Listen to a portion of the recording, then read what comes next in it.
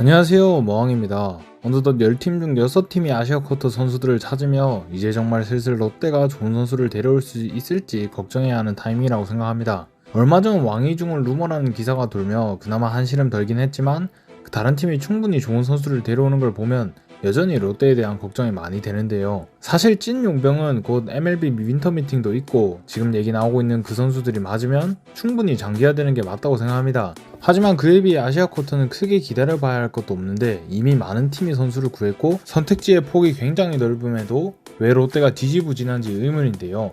그래서 오늘은 아시아쿼터 중간점검 겸 타 팀의 아시아쿼터들에 대해 이야기를 나눠보려 합니다. 올 시즌 성적 순대로 살펴보겠습니다. LG는 올해 키움에서 대체외인으로 뛰기도 했던 호주 출신 라클란 웰스와 20만 달러 계약을 맺었죠. 웰스는 직구 평속 140 중반에 제구가 좋은 97년생 좌투수로 슬라이더, 커브, 체인지업으로 구종의 다양성도 상당하죠. 무엇보다 올 시즌 거친 두 리그에서 모두 9이닝당 볼넷이 3개가 안 넘는 제구력이 단연 이 선수의 최고 강점으로 9위로 찍어 누르기보다 안정성이 있는 투수라 할 수 있겠습니다. 아시아쿼터 호주리그 최상위권 자원이라는 평이 많았는데 우승팀 메리트도 있었는지 원소속 팀인 키움이 아닌 LG와 잘 컨택이 됐는데요. 선발로도 무난하게 로테이션 돌리기에 좋은 선수였는데 일단 LG에서는 불펜으로 쓴다고 합니다.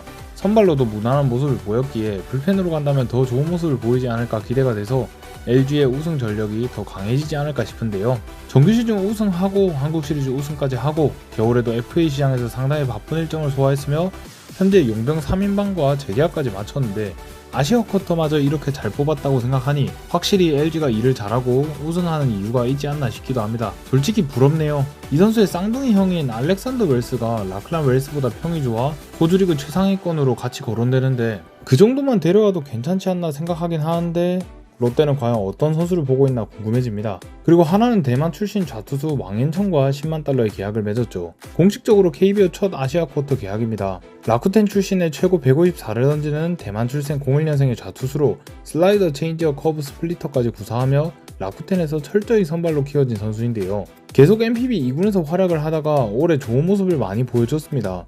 올해 100이닝 넘게 소화하며 준수한 세부 성적과 3점대 ERA를 기록했는데요. 그러면서 당장 내년에 NPB 1군 선발도 가능하다며 기대를 모은 선수죠. 나이도 어려 몸이 싱싱하고 이제 1군급으로 레벨업하는 단계의 선수를 한국 리그로 데려온 것 자체도 대단한데 맥시멈도 아닌 10만 달러의 계약을 맺었죠. 이는 하나가 꾸준히 라쿠텐과 이야기를 해오며 이적료까지 들여 데려왔기 때문이라고 보여집니다. 그만큼 하나의 노력이 빛났던 계약이 아닐까 싶은데요. 당장 내년 NPB 1군에서 볼 수도 있었던 선수로 라쿠텐에서 하나의 이 선수를 양도한 걸로 라쿠텐 팬들의 많은 원성을 들었을 정도로 좋은 컨택이라고 보여집니다. 어쩌면 본인 커리어의 제대로 된 시작을 KBO에서 멋지게 알릴 수도 있을 거라 기대가 되고 동시에 하나의 최고의 영입이 될 수도 있지 않을까 싶어지네요. 다음으로 SSG는 일본 국대 출신 우투수 다케다 쇼타와 20만 달러의 계약을 맺었습니다. 평속 140 중반, 최고는 150이 넘어가며 커브가 미쳤다는 평을 듣고 슬라이더는 종횡을 모두 쓸 줄 알며 그 외 포크 체인지업까지 던지는 93년생의 우투수인데요. 커브와 슬라이더는 NPB에서도 최상급으로 평가받아 왔습니다. 1라운드 지명을 받고 14년간 소프트뱅크에서 뛰었으며 활약이 엄청났던 선수로 2년 연속 10승을 거뒀던 시즌도 있으며 1군 통산 1000이닝과 66승을 거둔 NPB 베테랑 투수로 일본 국가대표 전적이 있었을 정도로 이름값으로만 보면 단연 최고인 선수입니다. 다만 어깨 수술 이력이 있고 최근 토미전 수술 이후 구속을 많이 잃고 변화구 위주의 피칭을 하는데 제구가 많이 안 좋아지며 폼이 완전히 죽었죠. 그래서 작년엔 경기를 못 뛰고 올해는 6경기만 뛰었을 정도로 최근엔 경기 이력마저 많이 없는 최근 폼이 정말 별로인 선수라 할 수 있겠습니다. 커리어로 보면 아시아쿼터로 한국에 오는 게 말이 안 되는 선수인데 나이도 30 중반에 최근에 구속도 제구도 안 되는 선수라 이렇게 보면 납득이 되는 것 같네요. 그만큼 울트라 하이리스크 울트라 하이리턴 픽이긴 하지만 비교적 큰돈 들이지 않는 아시아쿼터임을 생각하면 해볼만한 도박이라 생각합니다. 작년 연봉이 1억 5천만 엔으로 이번에 아시아쿼터로 받는 20만 달러의 약 5배 정도였으며 그래도 커리어가 워낙 되는지라 NPB 타팀 오퍼를 받을 수도 있어 보였는데 SSG가 발빠르게 이런 선수를 아시아쿼터로 데려올 생각을 해봤다는 것 자체에서 리스펙이 되네요. 물론 엄청난 도박이기에 결과를 봐야겠지만 참신했던 행보 자체가 굉장히 좋았다고 보여집니다. 다음으로 삼성은 4회인 독립리그 NPB 2군을 차례차례 밟은 강속구 투수 미야지 유라와 18만 달러의 계약을 맺었습니다. 최고 158을 던질 수 있는 99년생의 우아한 불펜 투수로 거기에 결정구로 던지는 스플리터도 좋은 평을 듣고 커터 슬라이더까지 던져 구위형 불펜 투수임에도 구종의 다양성도 있는 선수인데요. 직구 구위가 말도 안 되게 좋지만 제구가 안 된다는 것이 큰 단점으로 불립니다. 일본 4회인 팀에서 뛰다가 트라이아웃으로 작년에 일본 독립리그를 거쳐 올해부터 NPB 2군에서 프로로 뛰기 시작했습니다. 프로 첫 해치고는 성적이 매우 좋았다고 할 수 있겠는데요. 불펜으로만 나오며 2점대 ERA를 기록했고 제구 안 되는 것 치고는 구이닝당 볼넷이 4개가 안 되고 삼진은 11개가 넘어갑니다. 나이 대비 짧은 프로 경력이 문제이긴 하지만 이 선수가 던지는 공을 보면 제구 좀 안 돼도 KBO에서는 한가운데 던져도 먹힐 구위라 생각해 기대가 됩니다. 물론 제구라는 리스크를 안고 가는 것이긴 하지만 ABS가 있는 KBO에서는 충분히 해볼만한 도박이라 봅니다. 이상적인 마무리감이 아니지 않나 싶은데 롯데가 불펜도 강한 게 절대 아니기 때문에 개인적으로 이 선수가 어떤 모습을 보여줄지 가장 기대가 커서 롯데가 컨택하지 않은 게 좀 아쉽긴 합니다. 다음으로 KT는 일본 독립리그 출신 우투수 스기모토 고유키와 12만 달러의 계약을 맺었습니다. 독립리그 출신의 최고 154를 던지는 00년생의 우투수로 슬라이더, 커터, 커브, 스플리터를 구사하는데 직구를 포함한 모든 구종에 대한 제구력이 좋다고 합니다. 웬만하면 모든 공이 존 안에서 승부가 된다고 보면 될 정도라고 하는데요. 제구대는 150을 던진다는 사실만으로 공에 대한 기대치가 상당히 크죠. 독립리그에서 선발 불펜 골고루 활약했습니다.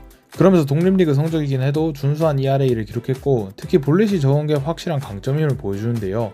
프로 성적이 없다는 게 아쉽긴 하지만 작년 같은 독립리그 팀 출신의 준수하게 활약한 시라카와를 생각하면 맥시멈도 아닌 12만 달러에 계약한 스기모토 고유키는 선발 불펜 어떻게 쓰든 분명 돈값 이상을 해주는 선수가 될 것 같다는 생각이 듭니다. 이처럼 굳이 일본이나 대만 프로리그가 아니어도 독립리그에서 충분히 좋은 선수를 찾을 수 있다는 걸 보여주는 것 같아 또 한 번 롯데는 뭘 하고 있나 생각이 드네요. 그리고 가장 최근 계약으로 두산은 NPB 베테랑 불펜 타무라 이치로와 20만 달러의 계약을 맺었죠. 직구 평속 140 중반대에 세이브에서 9년 뛴 94년생의 우투수로 NPB 1군에서 불펜으로 뛰며 준수한 성적을 거뒀습니다. 삼진이 적은 것에 비해 볼넷이 적은 편은 아니라 세부 성적이 아쉽긴 하지만 NPB에서 150경기 뛴 선수가 온다는 것만으로 KBO에서는 충분히 기대가 되는데요.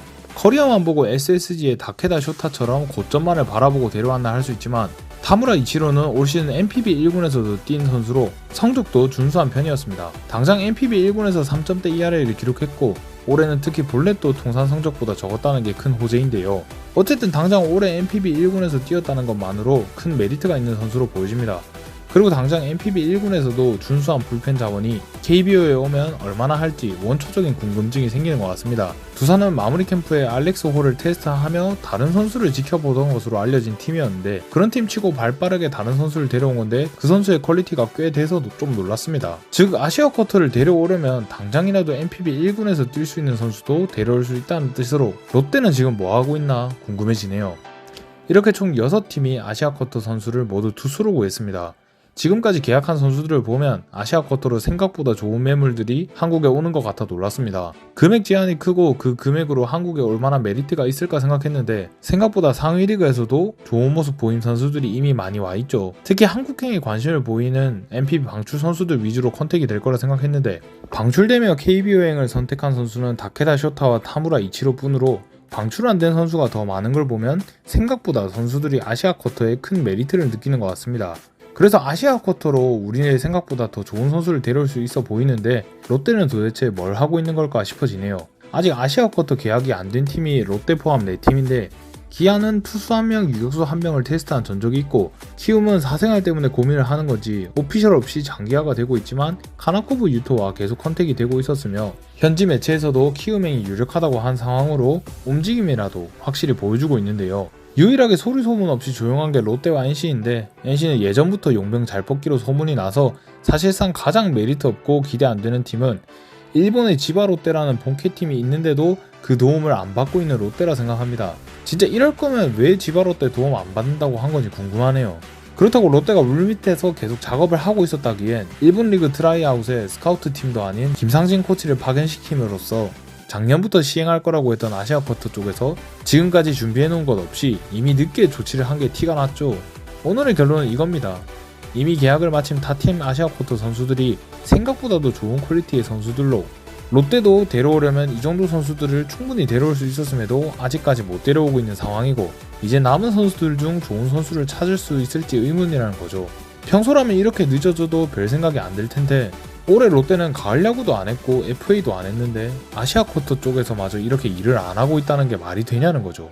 용병은 윈터 미팅이랑 기다릴 만한 선수인이 인정하지만 아시아쿼터에서는 도대체 뭐가 문제라서 이렇게까지 장기화가 되고 있나 싶네요. 궁극적으로 이럴 거면 도대체 왜 본캐 도움을 안 받았냐는 거죠. 당장 하나의 왕앤청 느낌으로 지바롯데 유망주 한 명 정도는 빼올 수 있지 않았을까 싶어집니다. 뭐 그래도 고심 끝에 좋은 선수를 데려올 거라고 기다려보긴 하겠지만 현재로서는 일처리가 시원하진 않다고 생각합니다. 롯데와 타팀의 아시아쿼터에 대한 여러분의 생각은 어떠신가요? 지금까지 머항이었습니다. 감사합니다.